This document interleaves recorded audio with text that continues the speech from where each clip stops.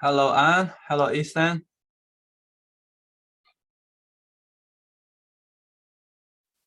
How you doing? I'm all right. How are you doing? Good, good. Got a haircut. Yeah, I was about to ask because it looks Yeah, shorter. slight different, eh? Hmm. Ethan, are you here? Yeah, I'm here. Would you like to turn your camera on? How you doing? I'm good. Oh, Great. Thanks for signing up the class. yeah. And this is your first time for you to take class with me, right? Yes, first time. Okay. Yeah. Would you like to briefly introduce yourself? Yeah, so my name's Ethan. I'm in 11th grade. I go to White Ridge High School. Um, yeah, Which grade are you? 11th grade. 11th grade, right? Yeah. Okay. What kind of chemistry class you are taking? Uh, I take AP Chemistry at school. Oh, That's it. Yeah, it's good. It's good. This is the right time, right? yeah. I think you are the best candidate for this class, actually. Great. Great to have you. Hey, Rohan, can you hear me? Yeah, I can hear you well. Hello, Dr. Chen. Great. Hello. How are you doing? Good. How about yourself? Great. Thanks. I think you are also the first time to take the class with me, right? Yes, this is correct. Yeah. Okay. Would you like to briefly introduce yourself? Like, where are you from? Which, grades are you, and what kind of chemistry class you are taking? Hi, I'm Rohan. I am a junior currently at Buffalo Grove High School. I took AP Chem as a sophomore, and I kind of want to expand on that knowledge for USNCO. I Um, see. so yeah, I took a class kind of like covering the fundamentals, but going beyond that. Got you. Got you. Are you still taking any like post AP electives They currently? didn't offer that at my school, so I'm doing AP Bio this year. So there's still a I little see. history content in there. Okay. Okay. Hopefully you still, can recall a lot of stuff you learned last year. Okay. Now let's wait for maybe 1 or 2 minutes. By the way, before we start, are you all, in the Google Classroom? Let me share my screen with you guys.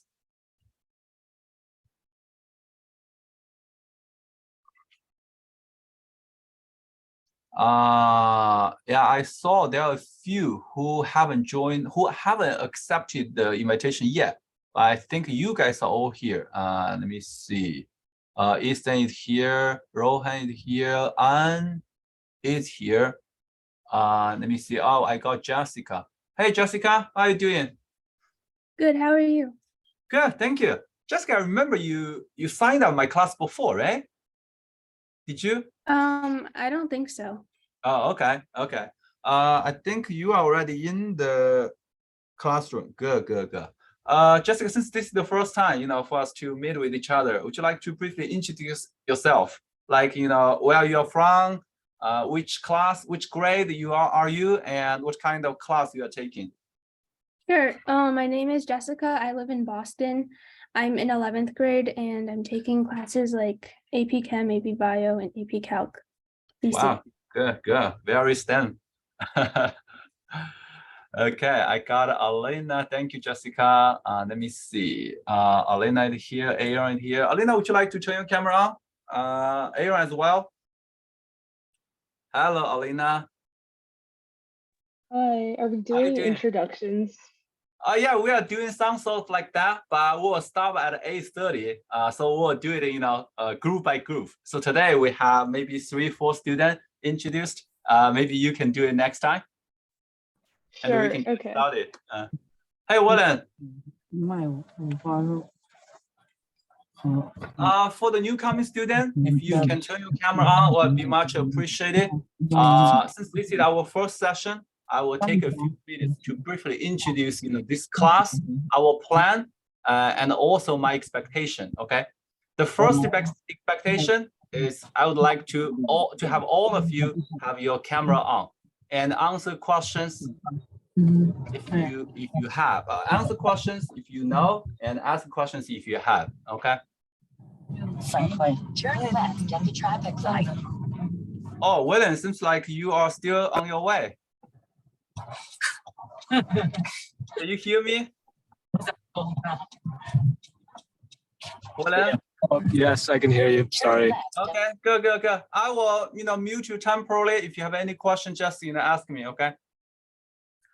Great, Yeah, guys. thank Hello, everyone.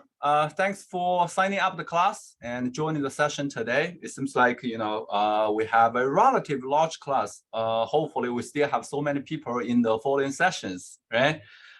Since this is our first session, I just invited some of you to, give a self-introduction. So we'll have a few more, to do the same thing next time, okay? So we can have everyone introduced. At least, I know some fundamental information about each of you.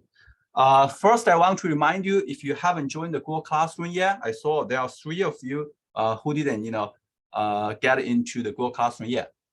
Please, join the Google Classroom, because this is the place for me to post any announcement, post, the lecture notes, the annotation of lecture notes, the problem set, the answer key of the problem set, and any other, resources which might be useful for you guys. Okay, so Google Classroom pretty much is everything.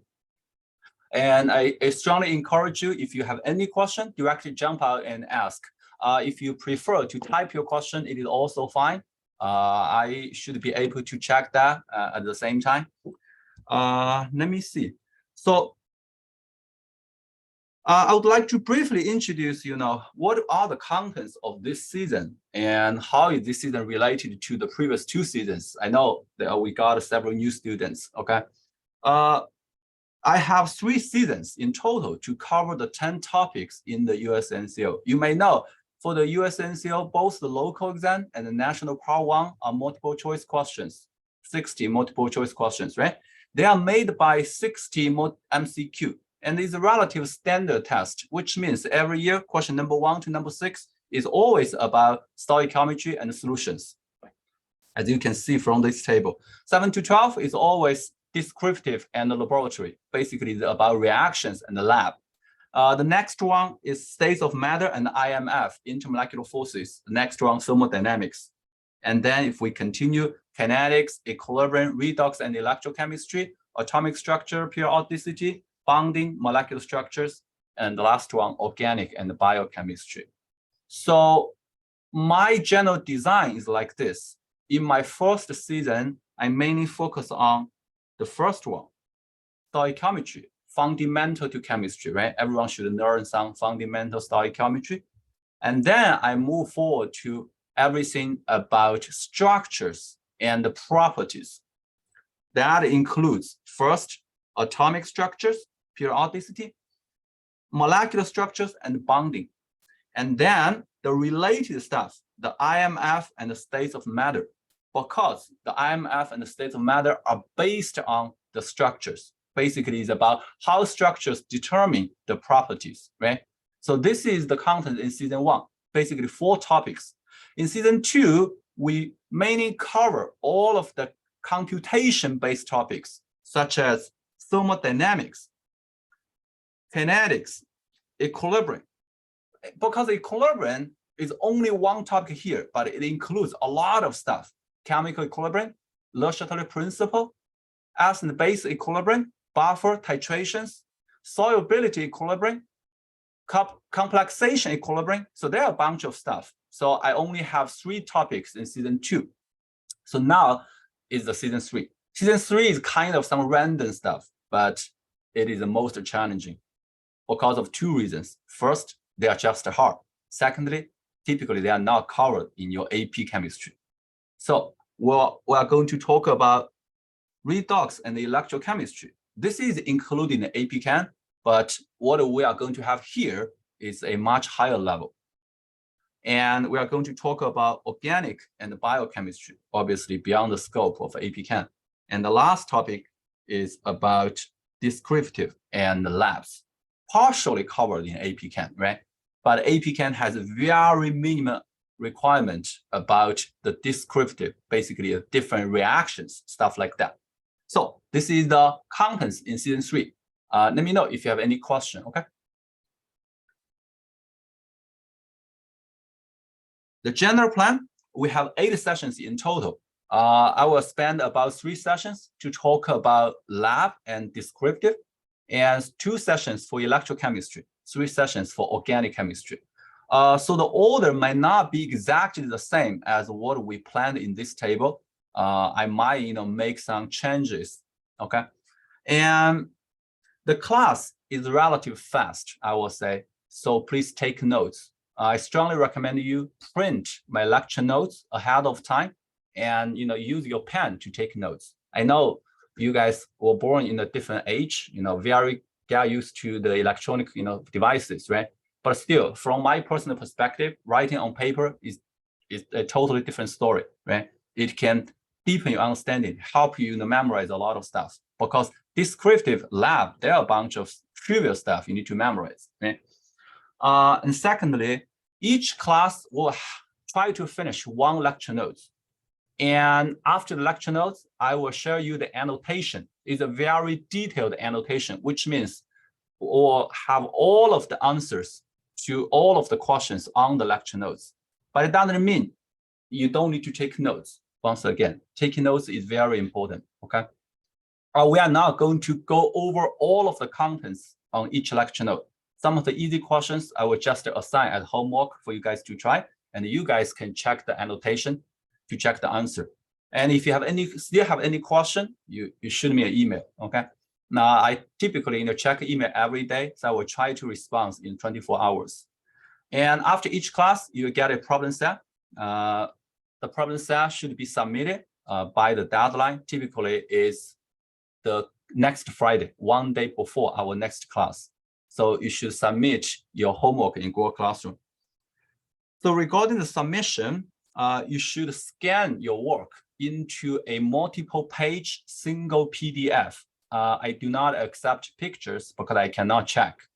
And if I have time, I will do some grading, but I probably will not grade all of your homework. I will quickly glance your submission. And if I see any mistake, I probably will give you some comments. But I will provide the answer key on Friday, every Friday, so you guys can check it yourself. And in the beginning of our next class, we'll have about maybe 10 or 15 minutes to do some quick discussion about the homework if you have questions. If you don't have, I'm assuming we are good, okay? Yeah, I think that's everything about the class. So if you don't have any question, without overdue, or just go to the lecture notes. Does all of you get the lecture notes?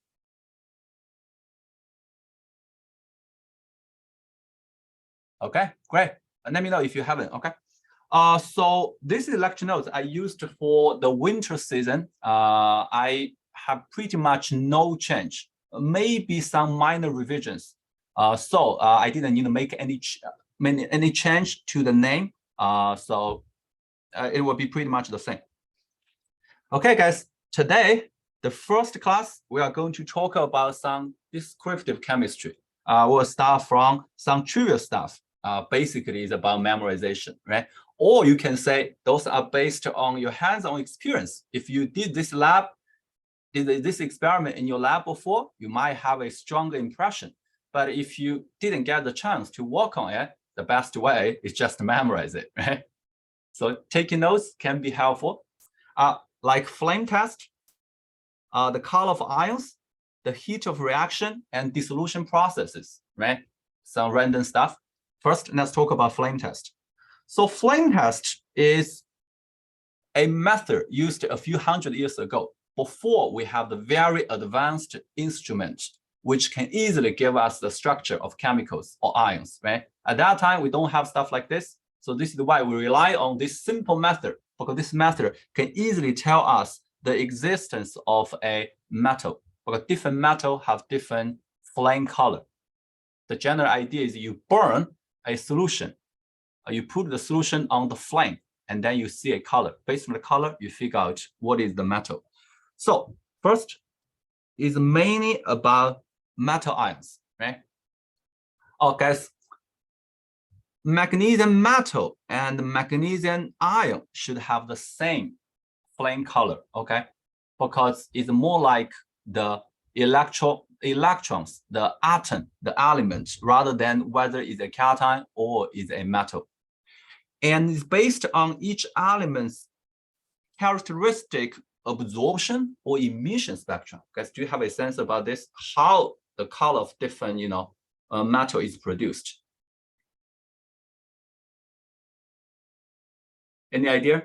You can either, just talk. You don't need to raise a hand. Just unmute yourself and talk, or you can, type in the chat. So the general idea is we heat the atom. Yeah, go ahead. You don't need to raise your hand, Rohan. Doesn't the emission spectra kind of like relate to the orbitals and the photons kind of like going from one energy orbital down to the other, like from n equals 3 to n equals 1? That's close, very close, pretty much the same idea. This one is actually very similar to the hydrogen emission spectrum.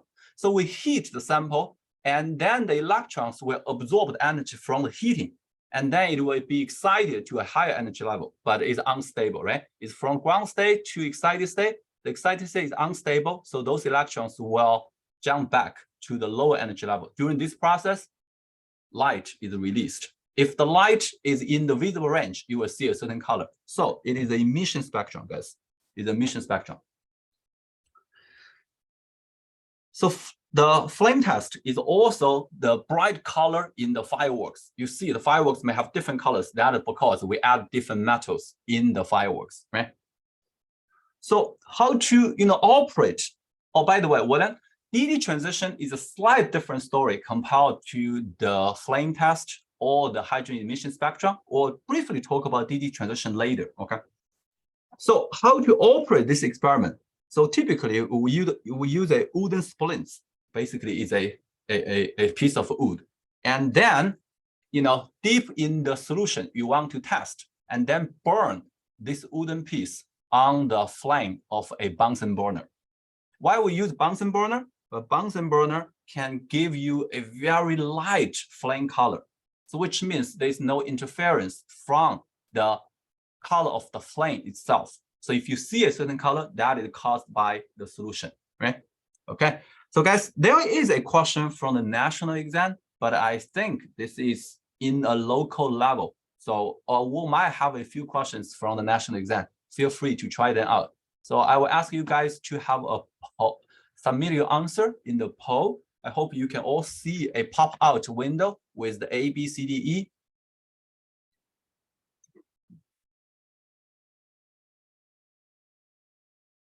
Guys, since we have very limited time, I will encourage you guys to try your best to speed up a little bit. So we'll end at around 30 seconds, okay?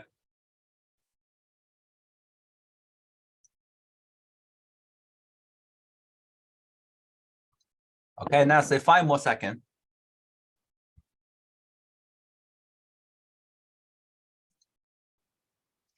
Great, almost done. So I think most of you chose C. I'm assuming C is the correct answer. Let's read it. Soak a wooden splint in the aqueous solution of the metal salts. Then burn the splint in the flame from a Bunsen burner. I think this is a standard method, right? Why D is incorrect? Hot plate, guys, hot plate has no flame, right? You cannot burn a wooden splint by using a hot plate. The temperature is not high enough. A hot plate probably will give you 200, 300 degrees Celsius, but that's not enough to burn a wooden splint, right?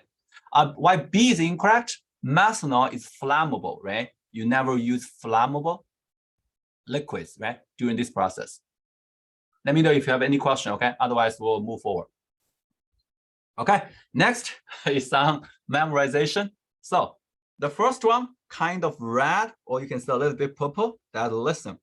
The second one, similar, is strontium. The next one is calcium. The calcium here is not really very accurate, I would say.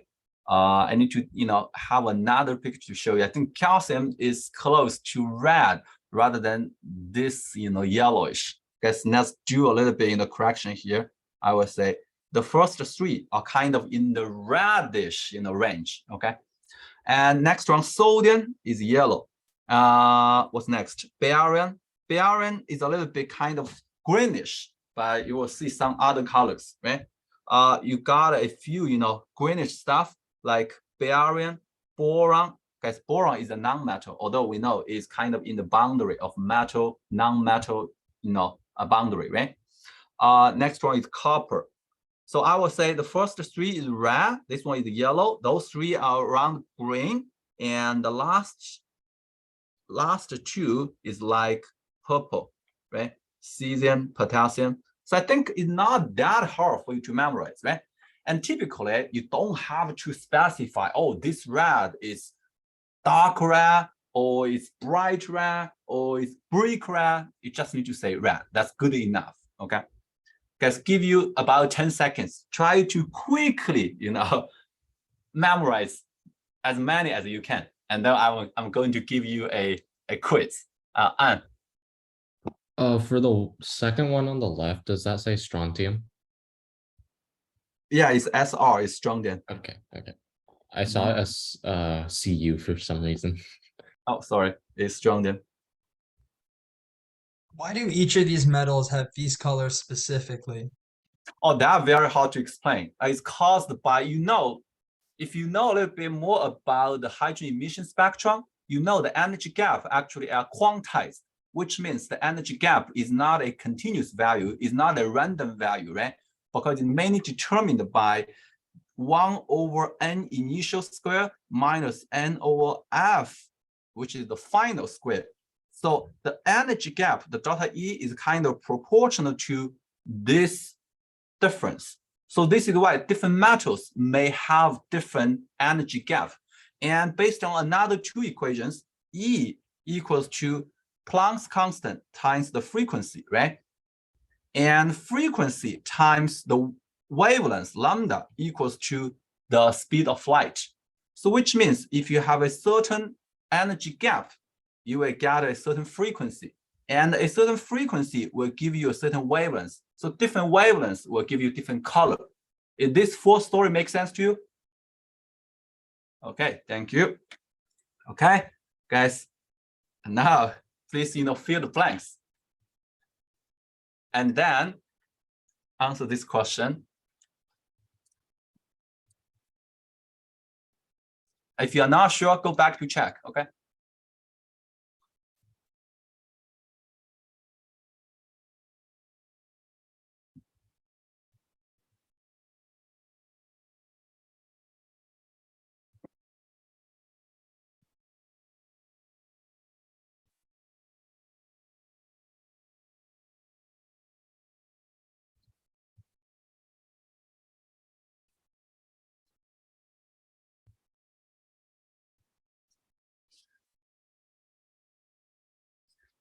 Guys, I will say, the table I listed here should be enough or somehow more than enough for you to get this point in the USNCO if we have questions like this.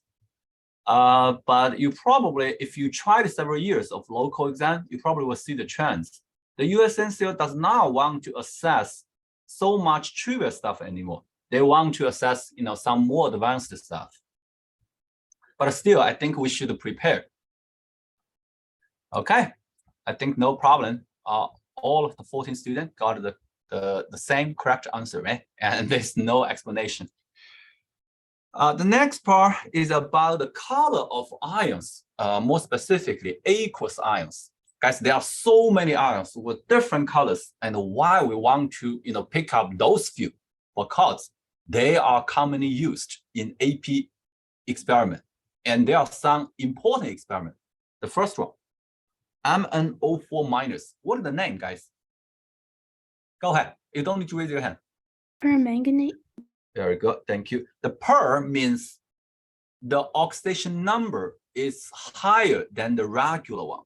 For example, peroxide.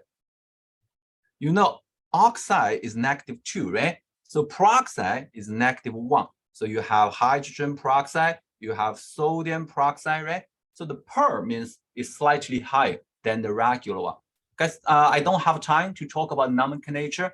you should know per regular. That means no, subscript or no prefix or suffix, and then is the here is the ATE, and then is the ITE, and then last one is the hypo, right?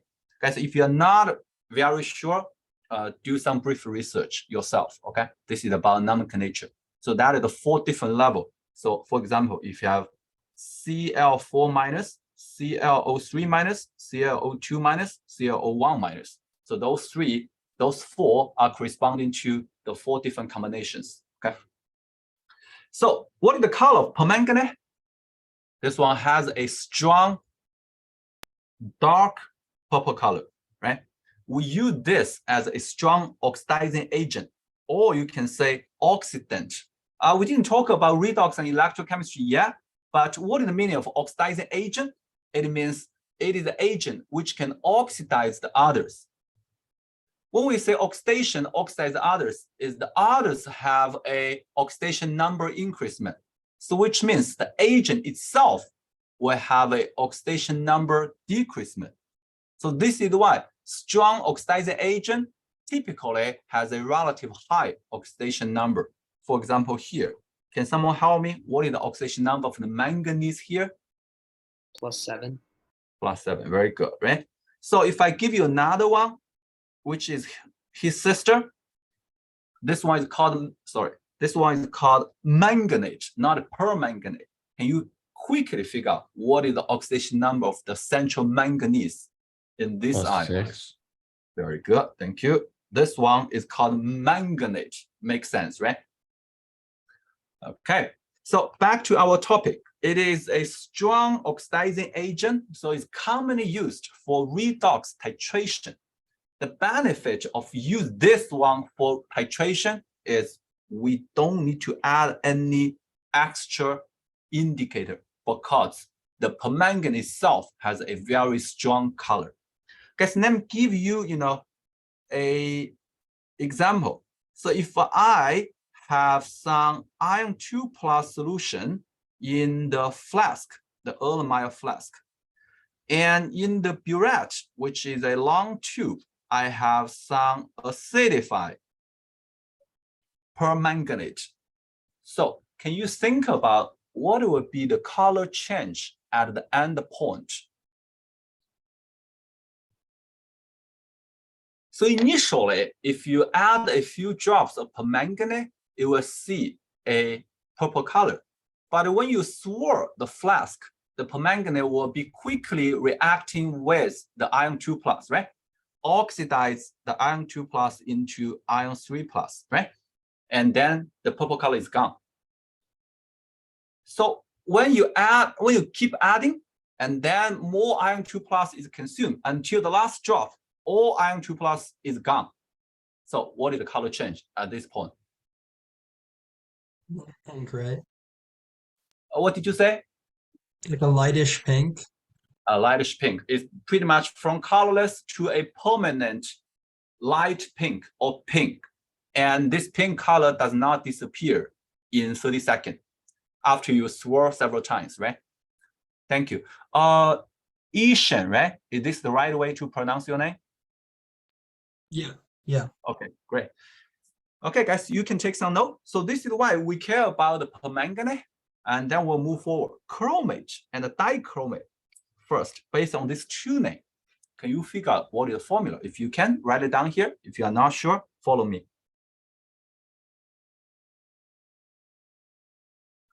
Chromate and dichromate. Can you also quickly think about the oxidation number of the central chromium in each of them?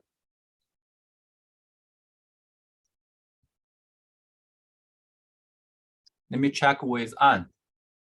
Anne, what do you think the oxidation number of chromium in chromate and dichromate respectively? For chromate, it would be 6, and for dichromate, it would be 6 as well. Very good. Do you guys all agree? Both are +6, right? So which means changing chromate into dichromate or dichromate back into chromate is a non-redox process, right? So how can we make the change? Guys, I have a equation here. You guys can think about how can we convert chromate into dichromate. Obviously, we need to dimerize the chromate, right? Because the dichromate has 2 chromium.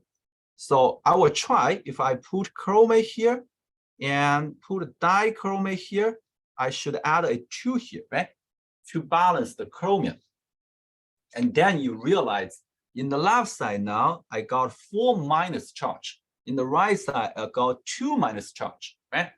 So in order to balance the charge, for a net ionic equation, the charge should also be balanced. So I should add 2 cation in the left side. And typically, the charge should be balanced by adding H plus or hydroxide in a side. Depends on which side you need, right? So if I add 2 H plus in the left side, and then you will see I can add water to balance the 2 hydrogens. And the last step is for you to count the number of oxygens in each side. Left, 2 times 4, 8. Right side, 7 plus 1, 8. So now we are good. We are good, right? Guys, why we care about this reaction? Because this is a very typical reaction to demo the LCP, the Le Chatelier principle, because these 2 ions have different colors. The first one is yellow. The second one is orange. You may wonder, is yellow and orange very different? Yes, they are very different. Let me see how I can quickly show you a video. I probably need to do it this way. Because I need to share my YouTube. Chromate, dichromate equilibrium. If you took my season 2, you probably watched this video before, so it will be quick.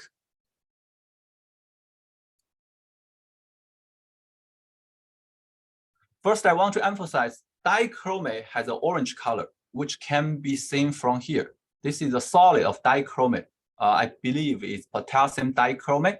So when you dissolve the dichromate in water, you get an orange solution, right? Okay, now we are going to add some acid or base to the solution to see how the color will change. First, we are going to add some base. Now you can quickly check the equation to see how will the color change. And whether the color change you see from here is consistent with your prediction or not. This is very obvious color change, right? Orange to yellow. And then we add some acid.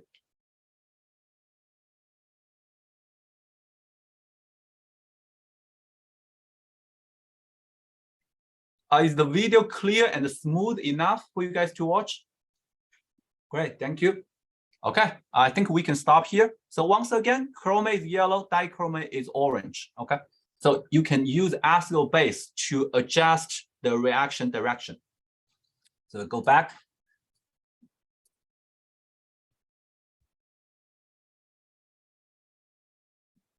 Okay, oh, one more thing I want to say. Both of these 2 in organic chemistry are called chromium 6. So when we say chromium 6, we are talking about either chromate or dichromate. They are either orange or yellow, right? So they can be reduced by some organic compound, such as ethanol, and reduced into Cr3+, which has a green color in acidic condition. So this reaction or this kind of compounds have a different application in organic chem. Here in AP Chem, we use it to demo the LCP. In organic chem, we use this reaction to oxidize the alcohol. So in the past, actually, we use this reaction to test whether a driver drink alcohol or not, because there is a color change from yellow or orange to green, right? But obviously, this method has some limitation. It's not sensitive enough. You need to drink a lot of alcohol to make the color change, right? And secondly, chromium, as you may know, is a heavy metal, so it's toxic actually. Okay, next one is about copper. I believe you guys all know the color of copper 2+ ion, right, in solution. This one is blue. This one is blue. So if we add ammonia to copper 2+, Can you think about what will happen if we add ammonia? You will see a blue precipitate produced first. If you continue to add more ammonia, the blue precipitate will disappear, will dissolve, change into a deep blue solution. Guys, take some notes, watch the video yourself, okay? You can easily find this video by searching, some good keywords in YouTube, like copper sulfate, ammonia, or copper, ammonia. I think you can find a good video from the top list, maybe the first few. So once again, first, you will get a precipitate, blue precipitate. And then if you keep adding, the blue precipitate will dissolve, change into a dark blue solution. First, I want to introduce what is this deep blue solution. Is a complex made by copper 2+ and ammonia. We call it it's tetraamine copper 2+. So the name doesn't matter, but I think this compound is very important, right? It has a very strong color. So now, based on this, guys, can you think about what is the blue precipitate as the intermediate during the whole process?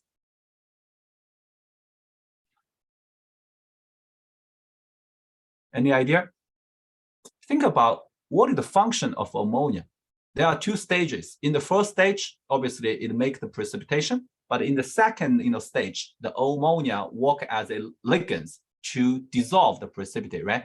Rohan, what's your idea? Could the ammonia function as a base in solution and then produce hydroxide, and the copper dissolves with the hydroxide? Very good. Thanks. So guys, I will just put some quick notes here. You will get this one as a precipitate. I will use this down arrow to represent this is a precipitate. So basically you have copper 2+, you add ammonia, and if you keep adding ammonia, you will get the complex. Guys, this complex is very dark. It's kind of as dark as black, because there is very little light which can transmit it through the solution. But if you dilute the solution a little bit, you will see it is a dark blue solution. Makes sense, right, guys? The ammonia works as a base because ammonia is a weak base, right? You guys can further, practice yourself by writing down the net ionic equation of these two steps. This is a little bit more challenging, definitely in the national level. Okay, let's continue. So the next two ions we want to talk is cobalt. The first one is the aqueous cobalt ion. The second one is the cobalt bind with chlorides.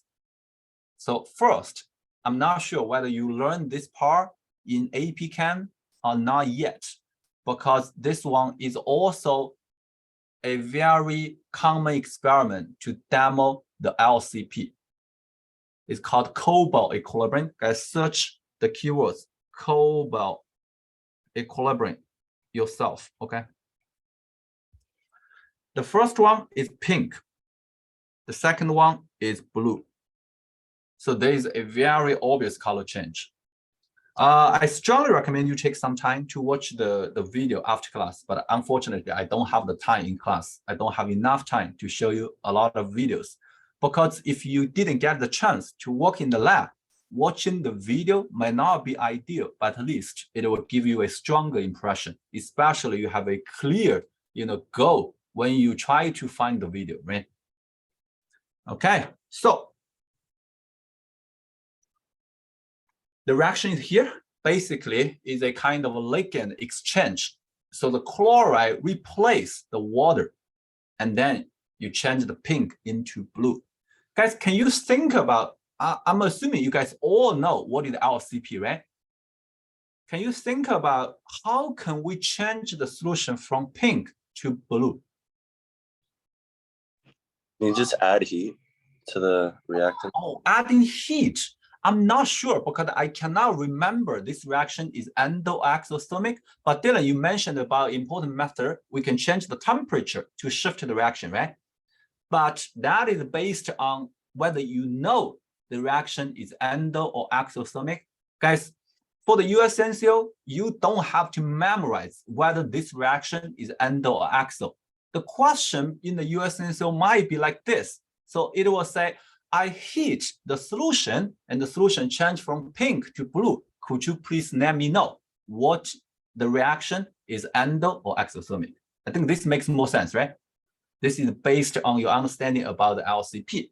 So guys, I'm not sure because I cannot remember whether it's endo or exo, but if heating the solution change pink to blue, so what is the reaction, endo or exo?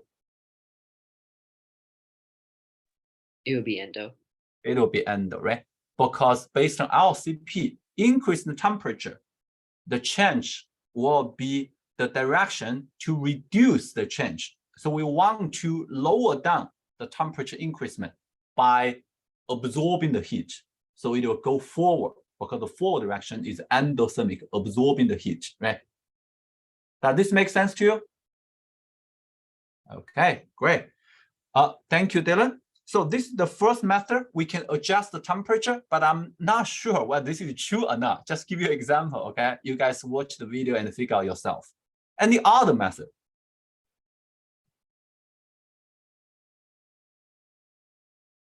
How about if we add some chlorides?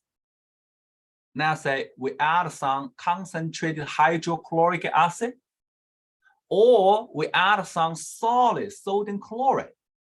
I think both of these can help adding chlorides and shifting the equilibrium to the right side, right?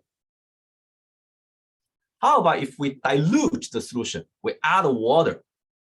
How does this affect the equilibrium? Shift to the left then. Shift to left, right? Adding water, right? No problem. Guys, one more question. How about if we add some silver nitrate solution? How does this affect the equilibrium? Silver will precipitate with the chloride. And then? If the silver precipitates with the chloride, then it'll go to pink, so it'll shift left. Good. Well, except the color change, what else you can observe during the process? What kind of precipitate you will see? White, a certain color? It would be white, right?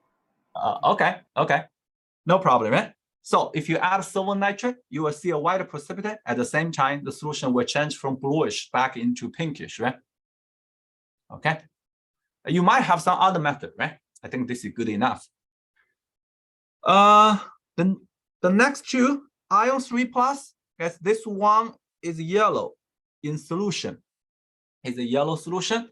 And the application of this ion in AP chemistry is it can bind with thiocyanate, SCN- to make a complex. This complex is blood red. I heard this one was used to make the artificial blood, because the artificial blood is commonly used for the movies, the TV shows, right? They need to but I'm not sure whether we are still using this one or not. Yeah, Anne.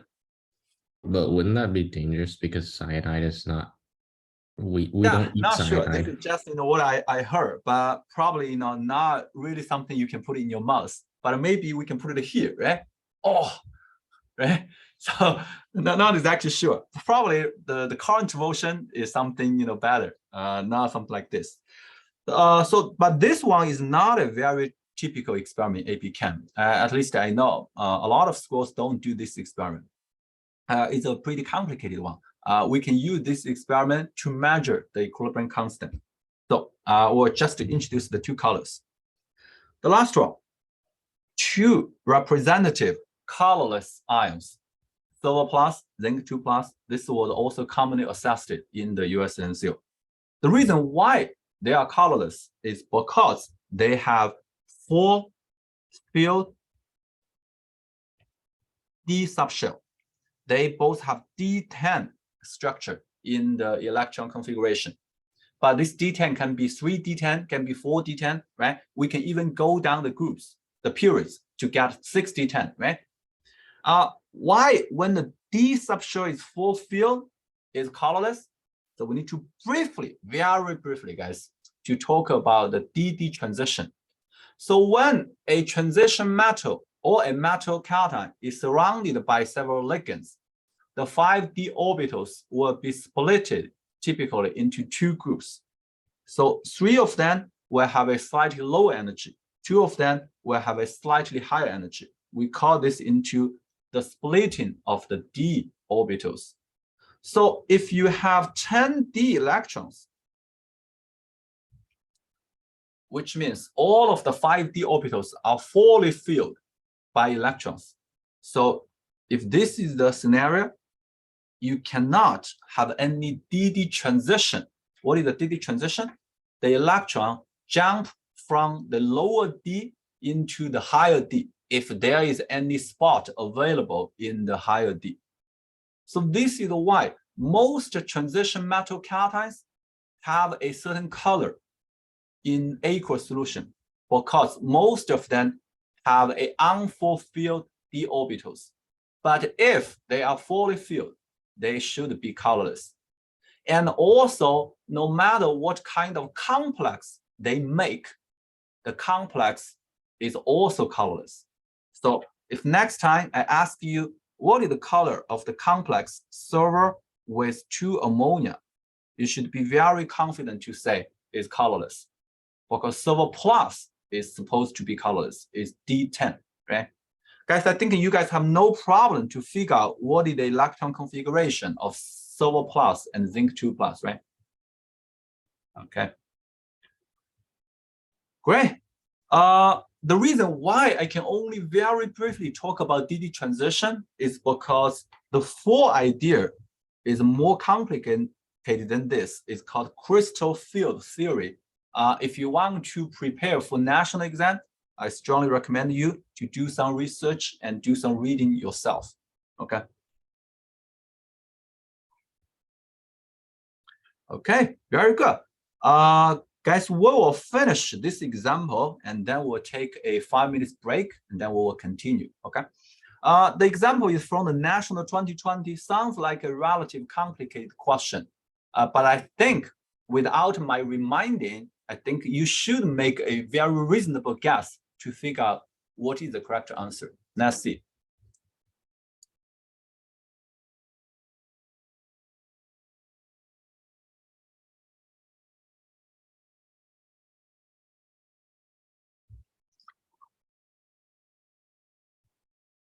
This one is also related to the solubility rule.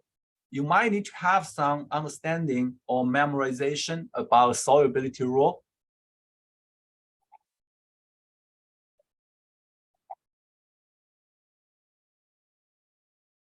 Now have 15 more seconds, guys. Because this is something, if you know, you know. If you don't know, you don't know, right? Not much you can computate or calculate. 5 more seconds.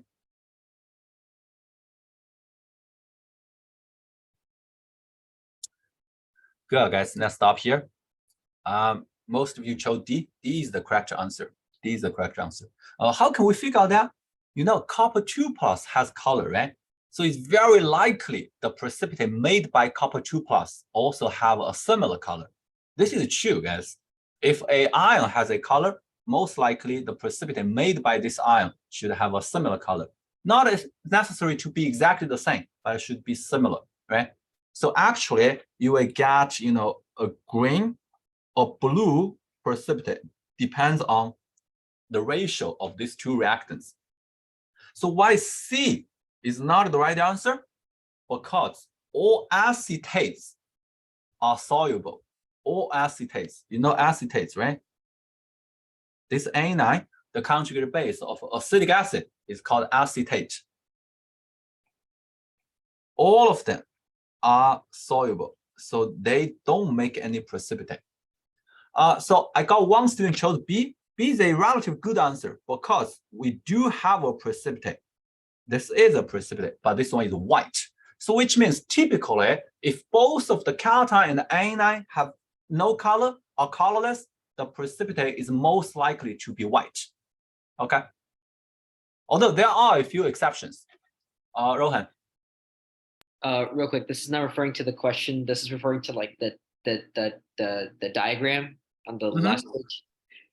It shows cobalt as like a reddish orange. Is there a difference between that and like the pink that you said beforehand, or do I diagrams think it's pretty much the same. It depends on the concentration. If it's not so concentrated, it's pink. If it's more concentrated, it can. But this is not a real picture, right? So I don't think this one is very accurate. Typically, it's not as dark as this. I think we can check a picture, cobalt solution color to see a real solution. I would say the first one is more accurate. This is like pinkish, right? The right one is the blue one, right? Okay, guys, we'll take a 5-minute break. I will see you guys at around 9:21 Eastern time. See you guys in a few minutes. Take a break.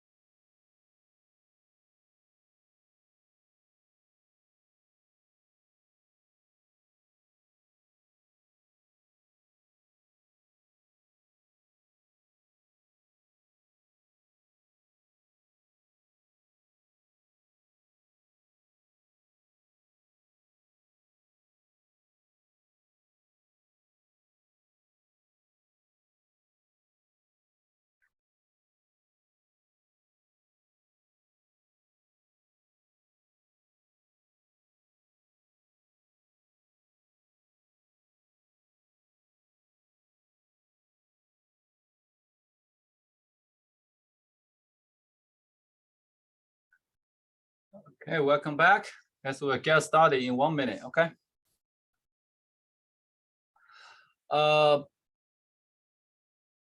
One more policy I need to let you know. If I strongly recommend you guys to join the live session. I think that is the best way for you to learn the contents. But if you have to miss any class, please let me know ahead of time and ask for recordings.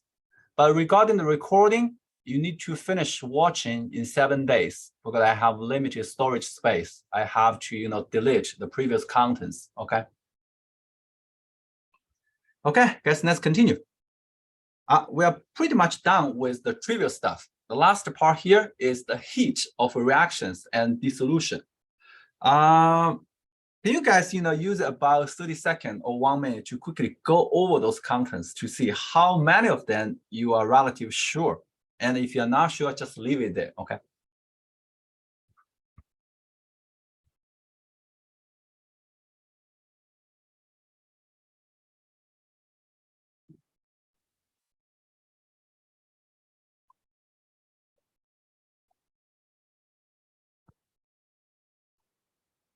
Oh, by the way, since this is our first class, we'll end the class at around 10:10 Eastern time, okay?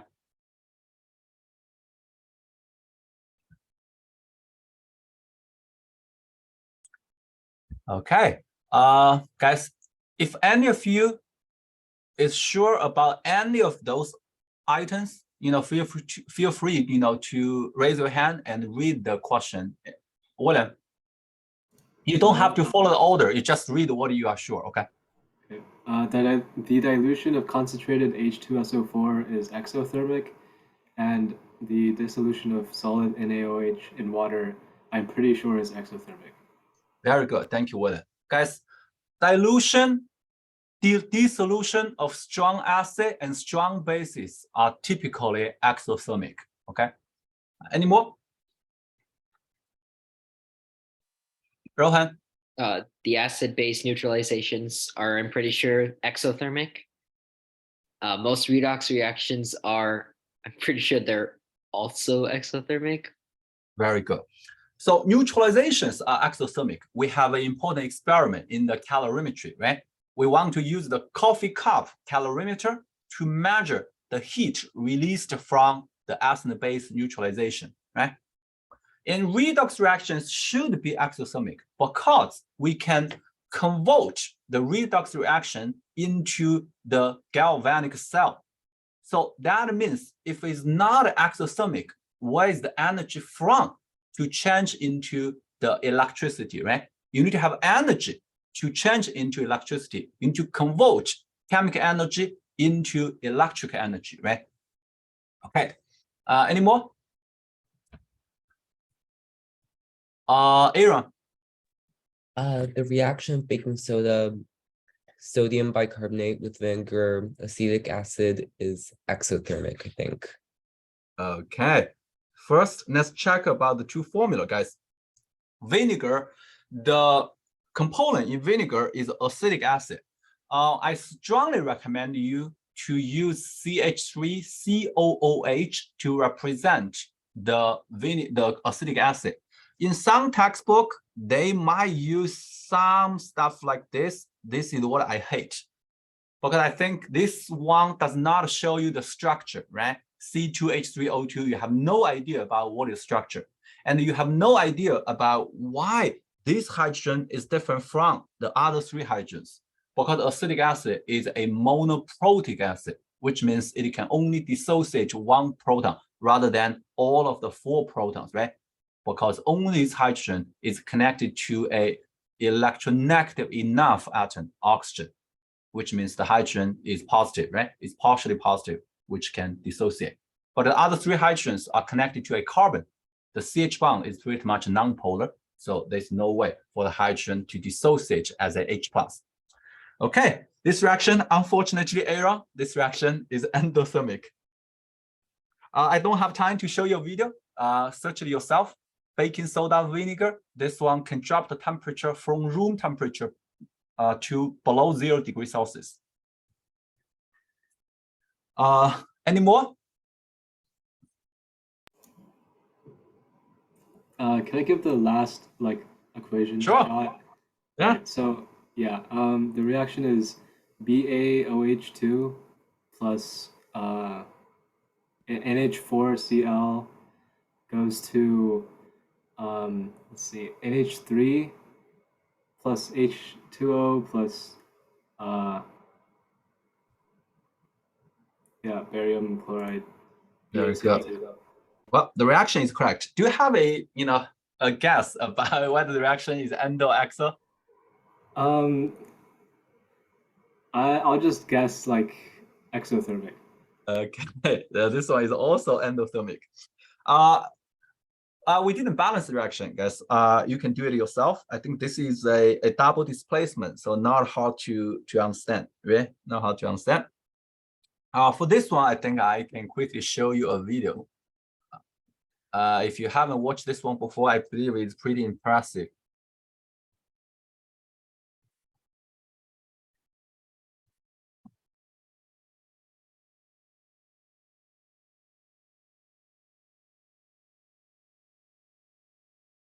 We add some water to a wood block. And in the two beakers, we have the two solid. One is barium hydroxide, another one is ammonium chloride. And we mix them. And then we put the beaker on the wood block.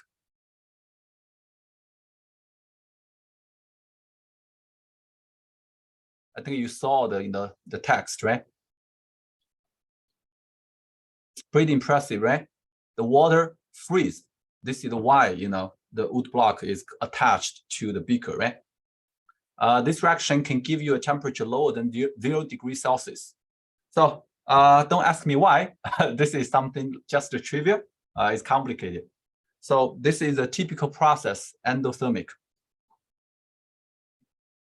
Let me go back. Okay, I will take care of the other few.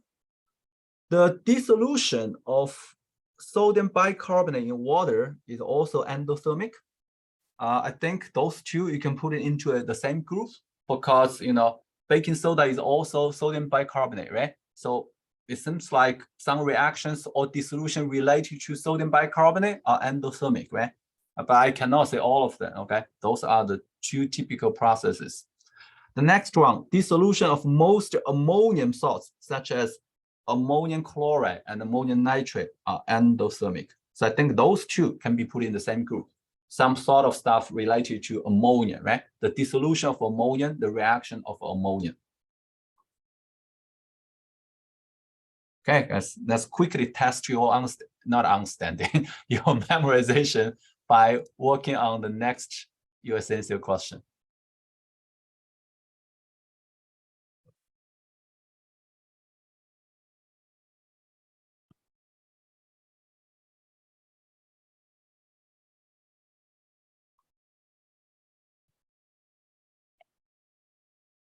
You guys are awesome. Not just very fast, but also very accurate.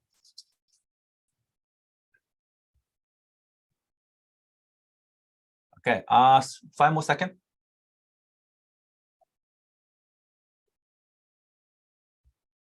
Okay, guys, let's end here. I think there's no big problem, right? For C, sodium hydroxide is a strong base. The dissolution is supposed to be exothermic, okay? Exothermic. So D is the one we just mentioned. Guys, I will leave this one for you to practice as homework, okay? Next, let's quickly talk about solubility rules. Also some trivial stuff. Yeah, Ishan. I had a question about number 7, right? I think it was pretty easy to see that it was B, but is there for example, for a copper sulfate, is there a trend or something to know if something is exothermic or endothermic, or it's just from experimental data? Good question. To be honest, I'm not sure because I think for the regular salts, there's no very clear pattern, at least from my understanding. But some solid, when they dissolve in water, is axial. Some of them are endo. So the reason actually is caused by the comparison of two processes. The first process is to break the ionic bonds between the cation and the anion. which means we need to overcome the lattice energy. So this process is definitely endothermic because you need to break the bonds. But there is a second process, is the hydration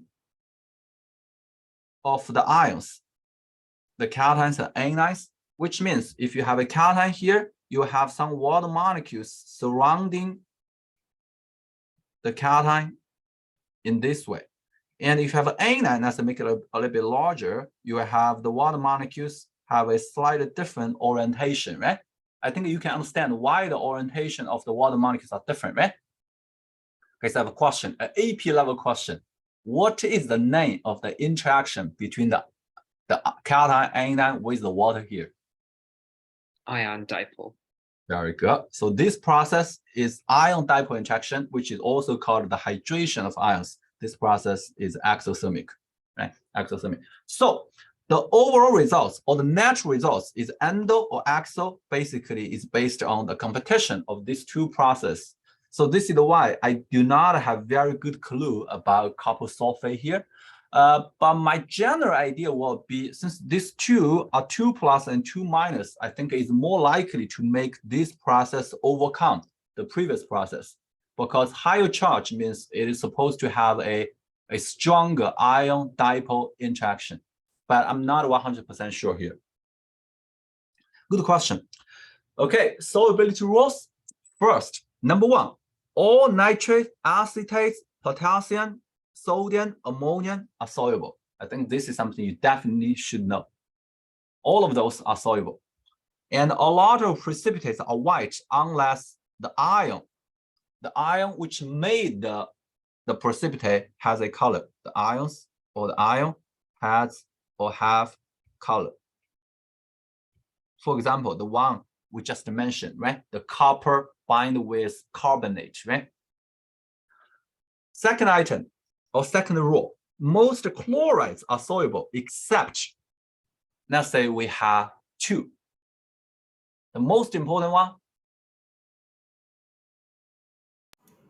silver chloride, which is the white precipitate. The second one, which is dissolved in hot water but not soluble in cold water or room temperature of water. Lead chloride? Yeah, lead chloride. Lead chloride, very good. So for chlorides, you should know these 2 precipitate, both are white, and the second one is very special. The third rule, most of sulfates are soluble except lead sulfates and several group 2 or 2A cations such as calcium, strontium, barium. Those are precipitate. They are all white precipitate. And the last rule here, most of hydroxide, most of hydroxide, carbonate, oxalate. You guys know what is oxalate, right? C2O4 2 minus. The structure is like this. Obviously, it's kind of an organic anion, right? Sulfides are insoluble except those cations listed in rule number 1. Make sense? Okay. I think this should be more than enough. Oh, there are a few. Fluorides are different from the other halides. For example, silver fluoride is soluble, while other silver halides are insoluble, including silver chlorides, silver bromide, silver iodides. Something you might want to know is the KSP of silver chloride is smaller than silver bromide is smaller than silver iodide, which means down the group, the silver halides are getting less soluble. I think this is also consistent with the first one. The top one is soluble, right? Yeah, Aishan.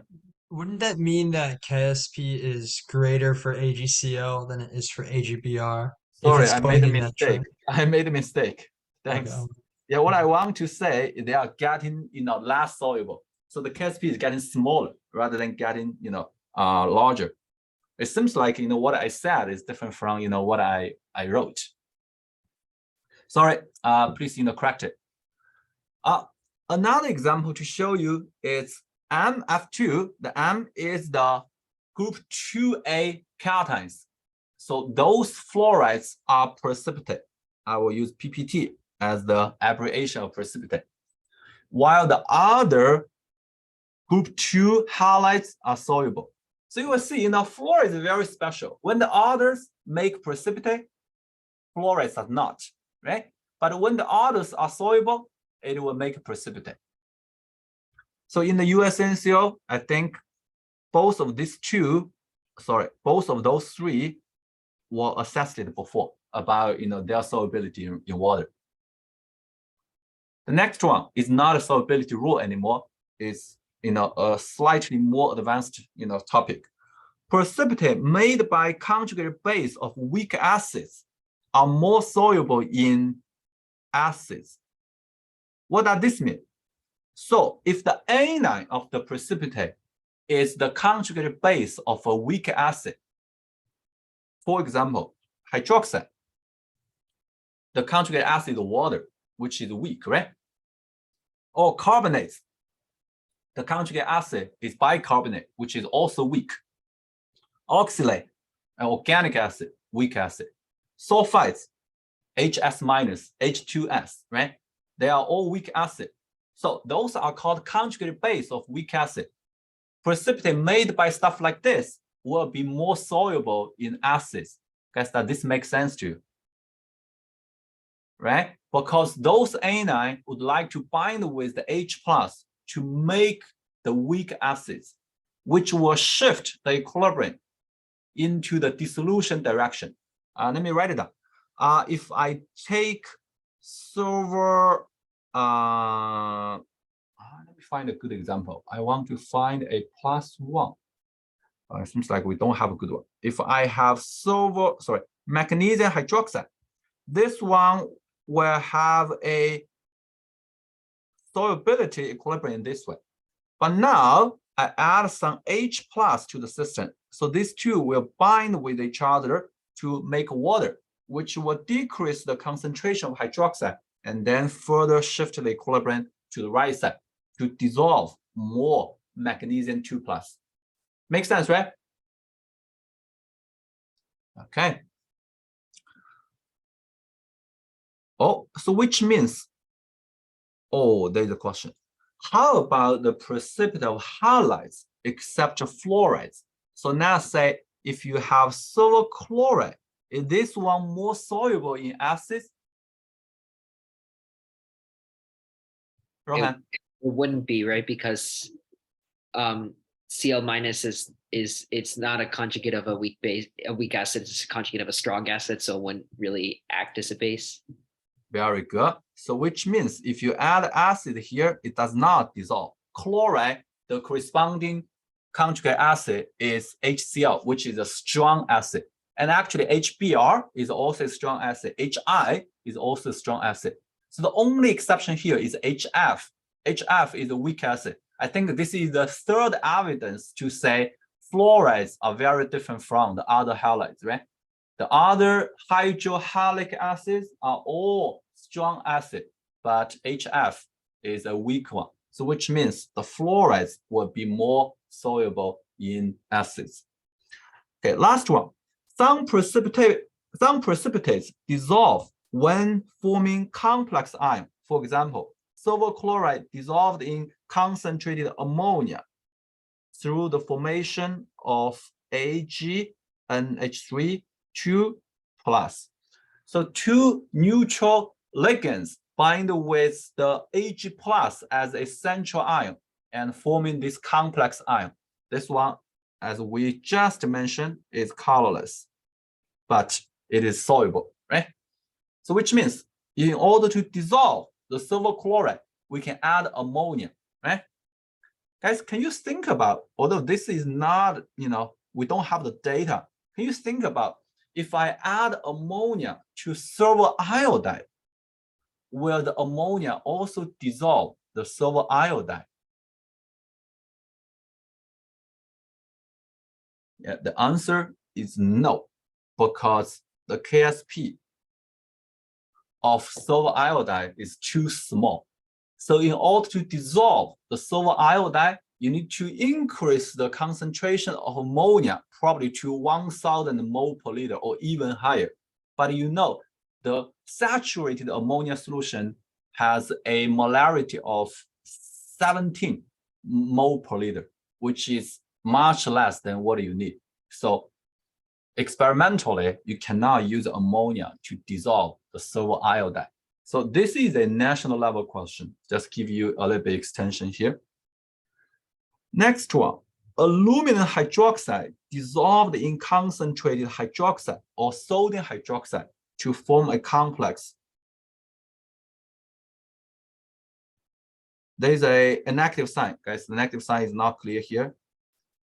We call this into tetrahydroxyl aluminate, or you can just say aluminate because it's an anion.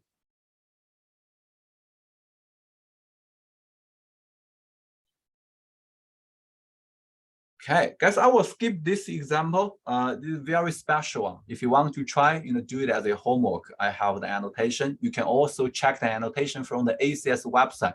That is the volunteer project, I'm leading. So in the past 3 years, I work with about 50 or maybe 60 volunteers from all of the world. And we pretty much finished, 2/3 of the annotations and published 1/2 of them. So we are working on the proofreading of the another half, and hopefully we can make all of them published in a year. But the good news is we already finished all of the most challenging years. So the remaining years are relatively old. Those questions are relatively easy and straightforward. Well, for the national annotations, I noticed that like the 1990, to 2003, those were published. So are those like harder than the ones between? They are easier. So the test is getting harder. So which means if you have time, I will only recommend you try the local and national after 2014. So basically you can start from 2015. So those years before 2015 are not very meaningful for you to do, except 2 types of questions. One is the descriptive, another one is organic. Because for these 2 parts, you can always accumulate more stuff, right? But for the other parts, I will say they are not very useful. The questions are way easy. Ishan.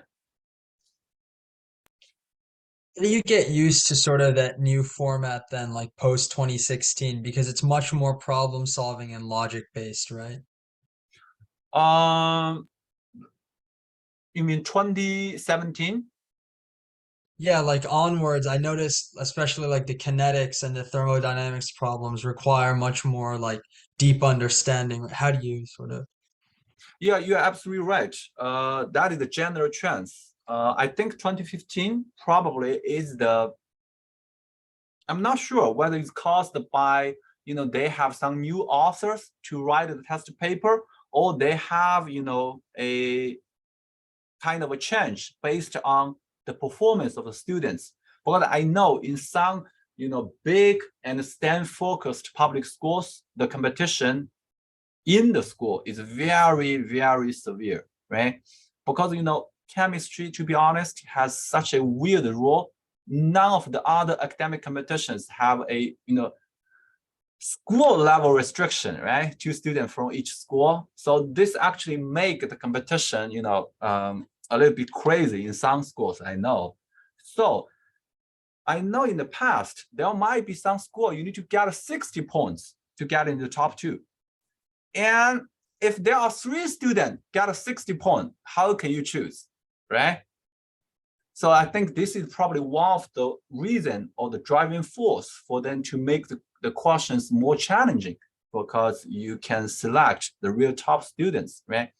But that's the general trends. And you are right. The difficulty is increased basically from 3 perspectives.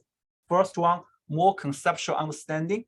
Second one, more complicated computation. The third one, more higher level of reactions and organic chemistry.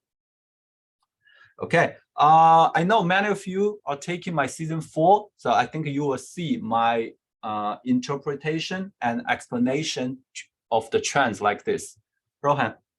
Real quick, knowing like the color of precipitates, like for the local at least, or like for like a little bit of the national, how many of them will we like need to memorize, or will we just need to know if they're colored or not? Will we need to know like the precise color of like a I think certain? you just need to know the color. Let's say blue, red, those 7 colors, right? All the 6 colors: red, orange, yellow, blue, green, purple, stuff like that.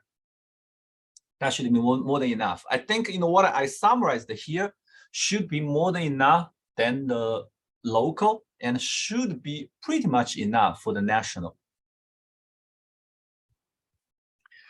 Okay, but no guarantee. Okay, if in the local 2023 you got a new question which is not listed here, don't blame me.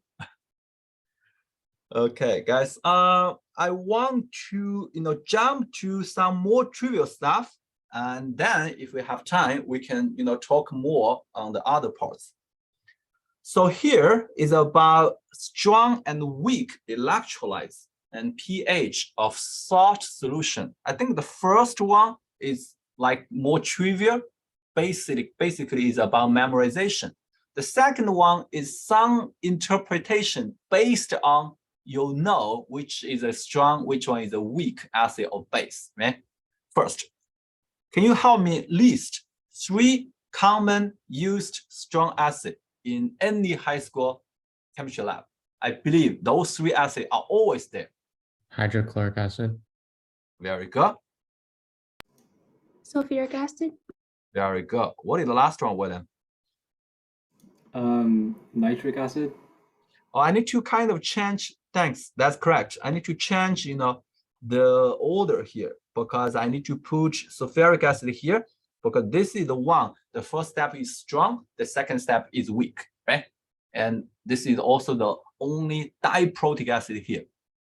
Oh, there are a few more strong acids, such as HBr, hydrobromic, HI, hydroiodic, and perchloric acid.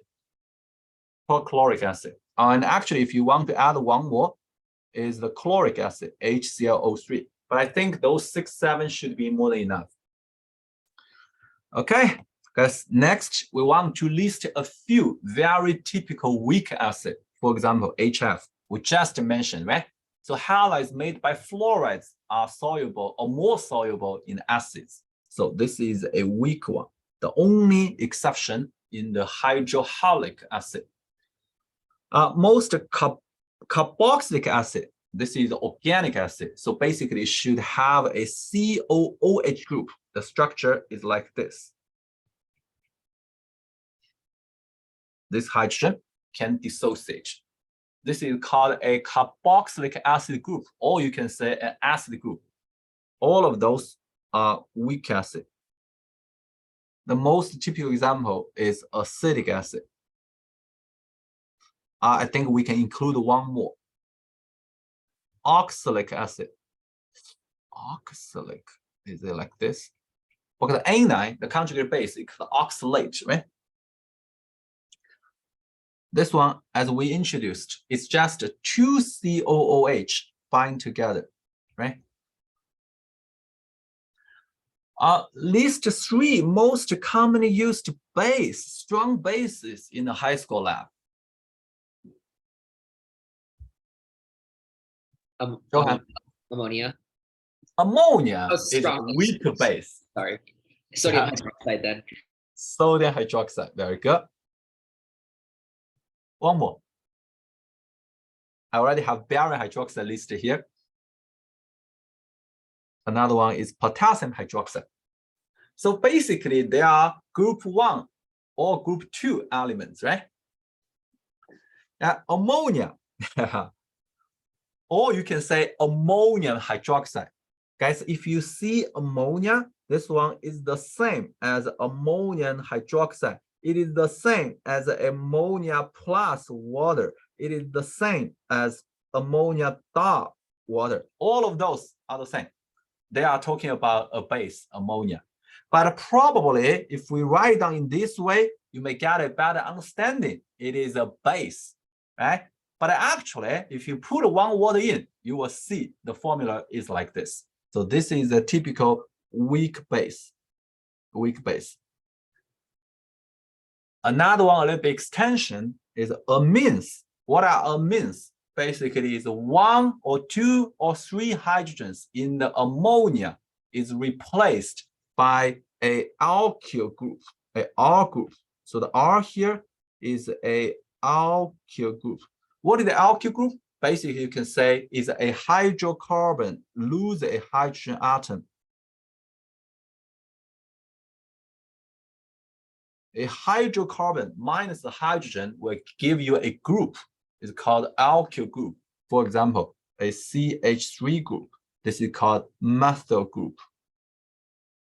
A methyl group, right?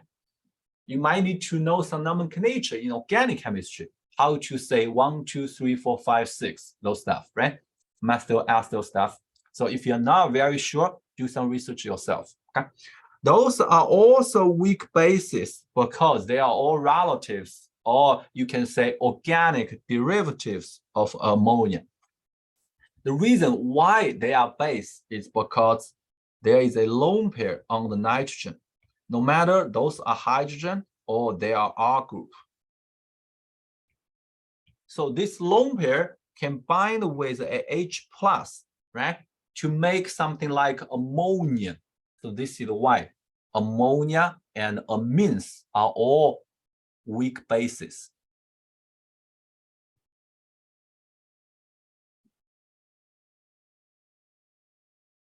As for the next question, it's based on your understanding about strong electrolytes, weak electrolyte, but the background is about colligative properties. So if you are not sure about colligative properties, I just want to do one sentence of a translation. So this question is asking you which of the following can give you the largest number of particles. The largest number of particles. If there are more particles in the solution, it will have a higher boiling point. And this property is called colligative properties. So we don't have, the plan to introduce this in season 3. It will be covered in season 4. Okay. You can also, do some study yourself if you're not sure about this. So now the question like this. What is the M? The M is molality. You don't need to care too much about what is the molality. Basically, it's a different way from molarity to express the concentration of a solution. Okay, back to the question. Which one has the largest number of particles?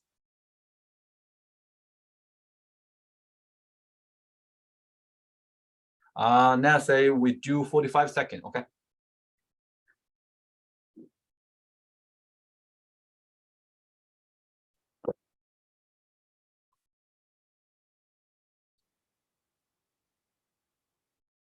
So obviously this question is harder, right? Okay, so if you finish, I encourage you to take a few more seconds to double check your answer, okay?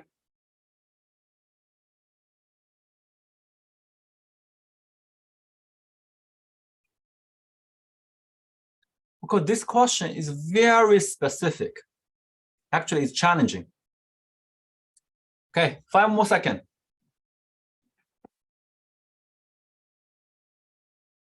If there's no more submission, I will share the results.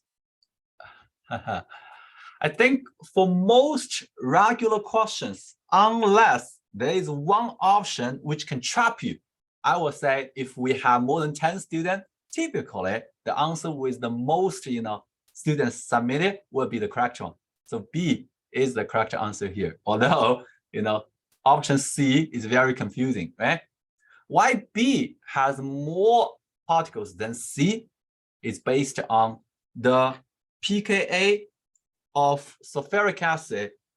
Oh, sorry, is based on the first step of sulfuric acid is completed, right? And the second step is incomplete. So which means the ion number, or I should say the ion number in B is greater than 2.0, sorry, not molar, because the first step is completed. It will change into one H plus and one HSO4 minus, right? However, for C, phosphoric acid, though it is a triprotic acid, all of the 3 dissociation steps are weak. So which means even the strongest step, the first step, is even not completed. So having more protons doesn't help because even the first step is not completed. Did I make it clear, guys? Okay. Option D is a non-electrolyte, guys. It seems like there are 12 hydrogens, but all of those hydrogens are on alcohol groups and OH groups. They are not, able to dissociate. So this is the non-electrolyte, glucose. Okay, I think we can continue here. Is about the acid-base properties of salt solutions. So this is something based on what we just discussed, right?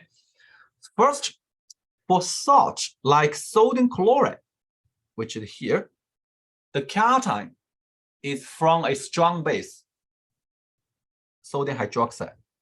The anion is from a strong acid, HCl, right? So if you mix this acid and base, they will give you sodium chloride and water. And we call stuff like this into salt. Basically, it's an ionic compound made by an acid and a base. Since both of these two are strong base, this one is a strong acid. So when sodium chloride dissolves in water, it changes into those 2 ions. Neither of these 2 ions would like to react with water. They don't like water, right? So those salts are neutral because neither of the cation and the anion have any interaction with water. I think you can list more yourself. But if it's made by the cation from a strong base, such as sodium hydroxide, but the anion from a weak acid, this one is weak, this one is strong. So now we got sodium plus and fluoride. Sodium plus is still neutral because it does not interact with water. However, fluoride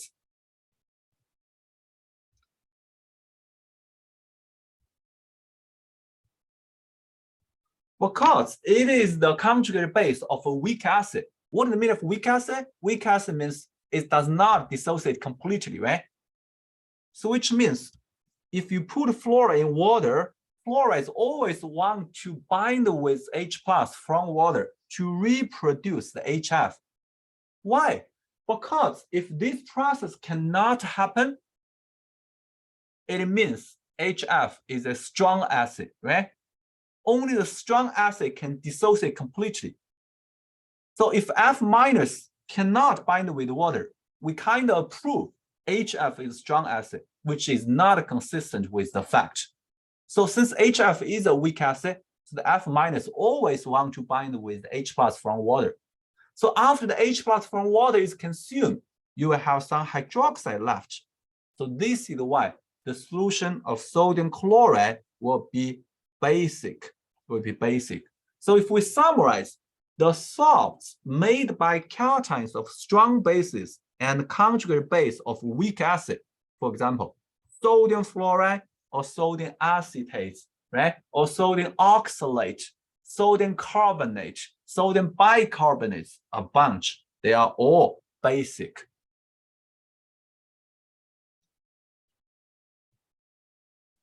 So if we follow this general idea, we can say for ammonium chloride, the cation is from a weak base, ammonium hydroxide.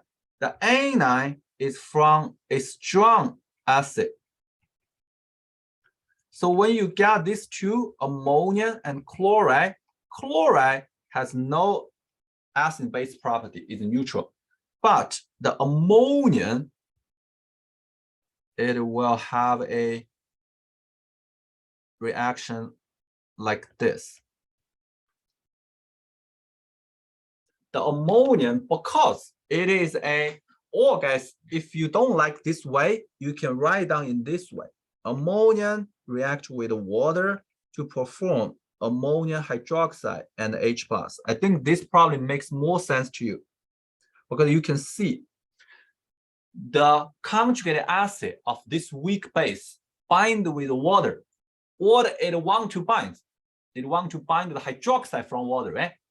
And change back into the weak base, ammonia hydroxide. And then you have some H+ left. So this is what the solution is acidic. So the conclusion here, stuff like this are acidic. The next item here, salts made by highly charged cations and the conjugated base of strong acid. Let me take an example to have a look. The cation Fe3+ is somehow called highly charged cation. And the anion is from a strong acid. First, let me give you the conclusion. Stuff like this are also acidic. But how to justify this? The textbook, typically most textbook will explain, because the cation is highly charged, so they have a stronger interaction with hydroxide compared to water. So they will try to bind with some hydroxide from water and then leave the H+. Or they might explain when the water bind with the highly charged cation, and then this bond will be more polarized and make the H+ easier to dissociate. To be honest, I do not like this method too much. Personally, I would like you combine this item with the previous one. You just need to think about Fe3+. It is the cation of a weak base. Because the base is weak, so the cation is supposed to be acidic. I think this is more consistent, but it's really up to you. If you like what is introduced in the textbook and you think you have a good understanding, you can take that. But the problem for me is I don't know how to define what is the highly charged cation. How high is called high, right? For example, like magnesium 2+, this one is also acidic. But is this really highly charged? But if you use my method, this one is from a weak base. The only difference is those weak bases are precipitates, right? Magnesium hydroxide are precipitate, and iron 3 hydroxide is a precipitate, right? Okay, the next one, the keywords is here. It's called conjugate sea salt, which means the weaker the acids are, the more basic the conjugated base are. I think this makes sense. When we say an acid is weaker, it means it does not want to dissociate that much, which means the anion form would like to bind with the H+ more back to the acid. So now say we have a model like this. If this acid is weaker, which means the forward reaction is not that favored, which means the A- would like to bind with H+ more, change back into HA, right? Then this reaction, A- bind with water to produce HA and hydroxide will be more favored, right? Because the driving force of this reaction is A- bind with H+. Mathematically, if this one has an equilibrium constant of Ka, guys, can you think about what is the equilibrium constant of this reaction? It would just be KW over the KA. Very good. This is how we say is a seesaw, right? Because you see, if Ka is small, and then K will be high, will be large, right? How you can get this, guys, think about, I will leave this as your homework, okay? Basically, you can say this is the sum of two reactions. One is A minus bind with H plus to form HA. Another one is H plus, sorry. Another one is water turned into H plus and hydroxide. So you combine these two reactions to get the overall reaction. And then I think you should be able to figure out this, right? Leave this as your homework. The last one, a little bit extension. This is a harder level. It was never assessed in the US Census before, no matter it's local or national. I want to compare sodium carbonate, sodium bicarbonate with the same molarity. Which one is more basic? You know, both are basic, right? Sodium carbonate is soda, and sodium bicarbonate is baking soda, right? Any guess? It's more basic. Do you have a general idea to justify that?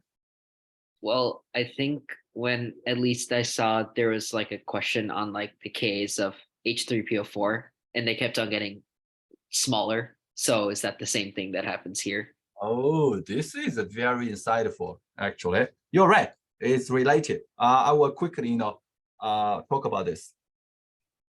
But if you have difficulty, following this, there's no problem. I don't think questions like this will be assessed in the USNCO. So the major reaction to make carbonate basic is like this. The major reaction to make bicarbonate basic is like this. But we can talk about the K of these two reactions. This K should be Kw over Ka2.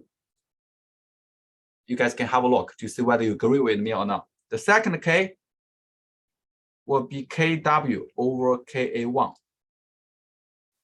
Why Ka1? Is a comparison between carbonic acid and bicarbonate, which is the first step of dissociation. And here is the bicarbonate to carbonate, which is the second step of dissociation. And we all know for a polyprotic acid, the successive dissociation is getting weaker, right? Which means Ka1 is much greater than Ka2. And now we can say the K1 is much smaller than U, sorry. The K1 is much greater than K2, right? Because here you have a Ka2 as the denominator, right? I hope this makes sense to you. If not, it is totally fine, as I mentioned, okay? This is the style of my class. I typically will have, a small portion of stuff which is slightly more challenging. But if you think this is too hard for you, it's totally fine.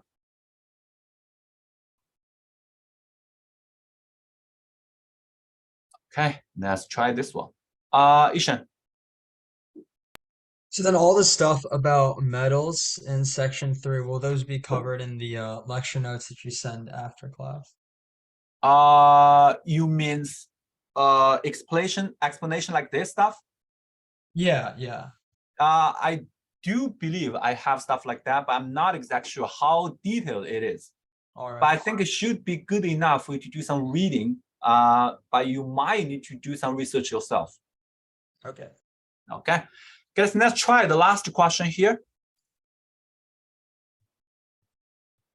We'll end the class today after we finish this and leaving the other parts on this lecture note to our next class. Because lecture note number 3 or 4 should be shorter, so we don't need to use a full class.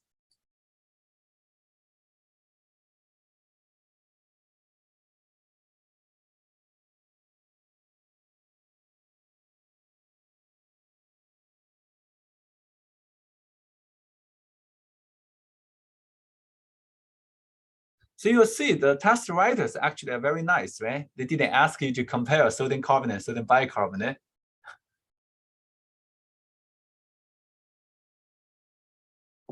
Let's now say 10 more seconds, okay?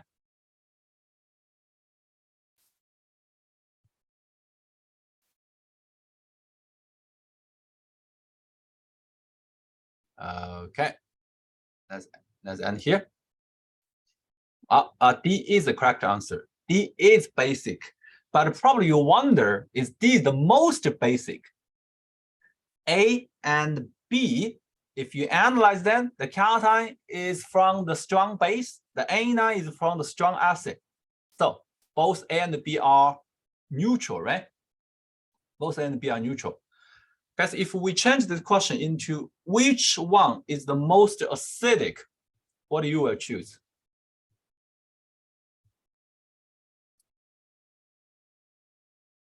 Which one is the most acidic?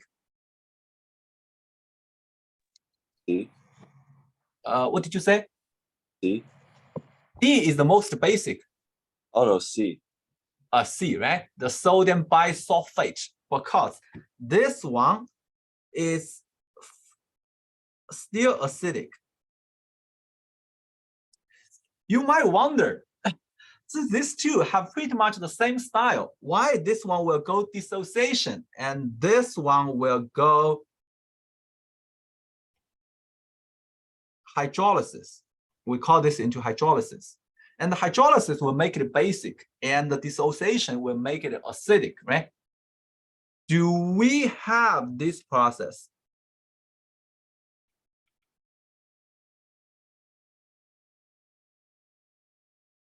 Do we have this process? The answer is no, we don't. Why? Sulfuric acid, the first step is completed in dissociation, right? So this is why the HSO4 minus does not want to bind with H plus, right? One more sentence, guys. So in the bicarbonate, do we have this process?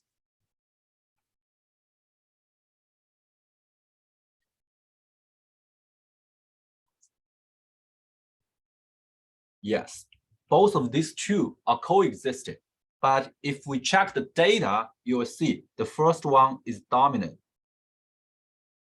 Because the first one has a K of Kw over Ka1. Ka1 has a magnitude of 10 to the power negative 7.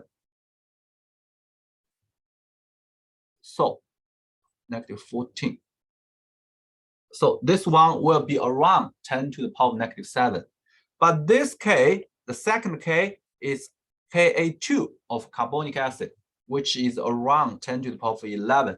So which means the first reaction is 4 magnitudes higher than the second one. So we can say the second one is negligible. You don't need to care about that. So overall, the bicarbonate is still basic, mainly caused by the first reaction.